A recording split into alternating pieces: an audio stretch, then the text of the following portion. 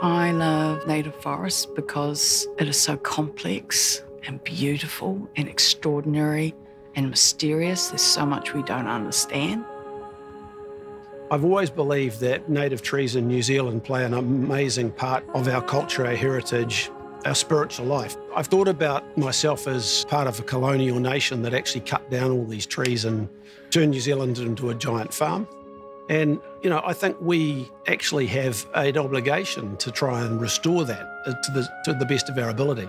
There's land which just naturally should be native bush. If a landowner has the opportunity to lock that up, reduce the grazing pressure, put in proper pest and weed control and let that turn back to native bush, that's exactly what the land wants. Well, nature-based solutions are where you sit and look and see how a river behaves, for example, or you get to know the topography of the landscape that you're farming or that you want to make a living off, and you learn how it works. We're pretty committed to finding ways to see, well, where are the innovations, the technologies, the activities and actions coming from, and how do we make sure that scaled finance can get there really quickly.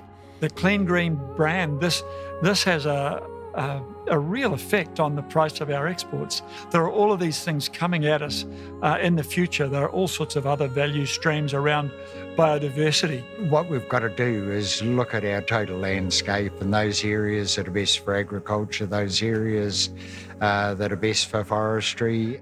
In New Zealand, we can do something that's going to be a win for everything, you know, for tourism, for people that love being in the forest, just to be in it, to run through it, to ride through it, but equally for timber, some of the most beautiful timber trees in the world.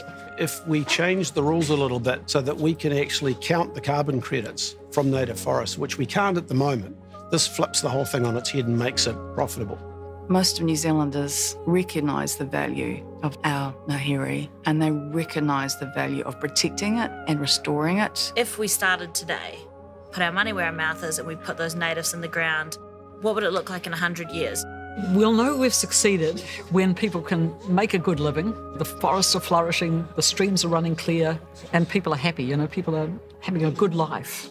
It'll be the fact that New Zealand has got a lot more native permanent forest cover and that we are sequestering one hell of a lot more than we're actually creating in terms of CO2.